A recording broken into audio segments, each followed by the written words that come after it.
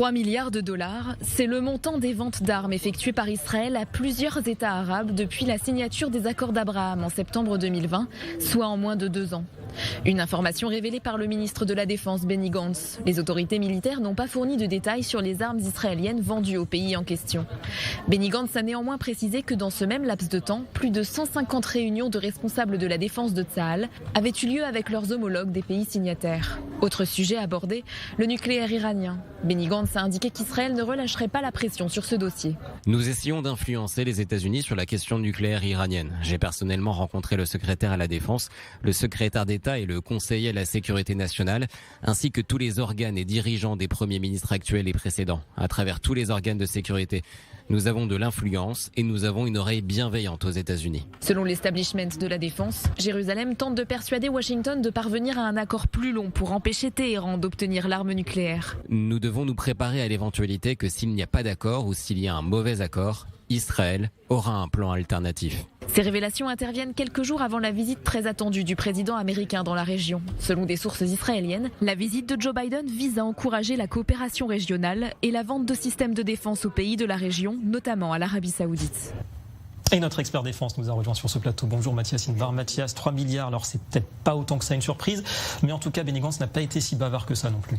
Et il n'est pas très loquace parce qu'en même temps, le sécuritaire, le militaire, c'est tabou.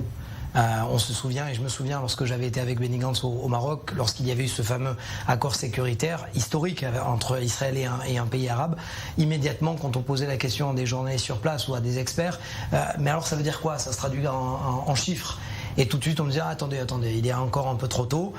On le sait très bien que le fleuron de la technologie israélienne, c'est les missiles de précision, c'est l'optique, c'est la défense, c'est le cyber, ça coûte de l'argent.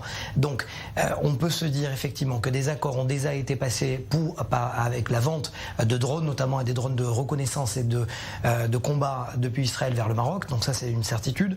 Également, il y a Singapour, qui est un pays musulman. On sait pertinemment qu'il y a un attaché militaire, ça c'est historique aussi depuis ces accord d'Abraham. Au Bahreïn, c'est le seul pays musulman ou arabe, plus exactement, où il y a un attaché militaire israélien qui est constamment sur place avec la 5e flotte américaine. On le sait, ça aussi, qu'il y a eu des ventes entre l'industrie bahreïnie et l'industrie israélienne.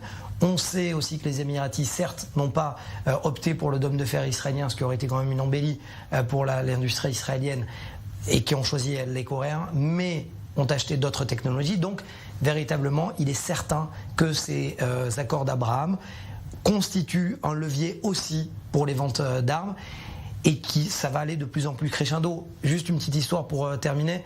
J'étais au salon militaire Eurosatori il y a 4 ans de cela. Je suis passé devant le stand émirati en disant je suis journaliste israélien, i24 News.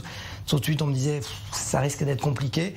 Quand je passe devant et quand je disais aujourd'hui je suis israélien, tout de suite on me sort vraiment on déroule le tapis rouge, ce qui montre véritablement que la mentalité et les mentalités ont évolué.